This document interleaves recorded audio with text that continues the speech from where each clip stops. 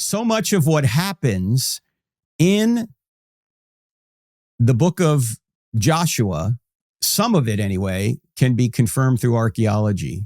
The walls falling out can be confirmed in archaeology. The only wall that's still standing is the northern wall where Rahab was.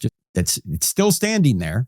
It's still there. The southern wall and all the rest of the walls, the east, the west, they've all crumbled.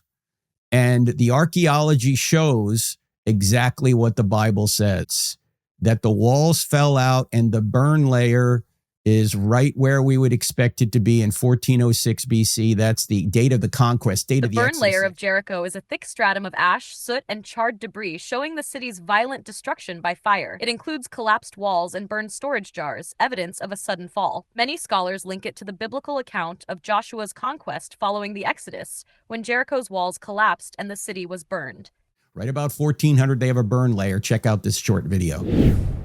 We're in Jericho, the oldest city in the world. The book of Joshua says that when the Israelites encircled this town and marched around it, the walls just fell straight down and out, creating a ramp. That's what the archaeologists found.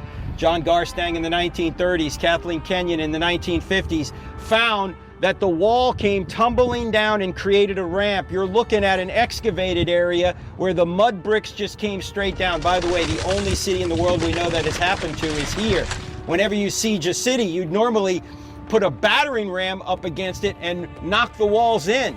Not here in Jericho. All the walls just came straight down, except for one section in the north where Rahab allegedly lived, according to the Bible. In any event, you see that dark area right down there? That's the burn layer from 1406. The biblical dating for the Exodus. They found in this city not only the proper pottery to date the burn at about 1400, but also pharaohs from Egypt that went all the way up to Amenhotep III. Amenhotep III ended his reign about 1424 BC. Amenhotep III was in power, and the scarabs from Egypt came here, and then the city was burned for it. The Bible is telling the truth about Jericho, which should tell you what? Joshua's an eyewitness account.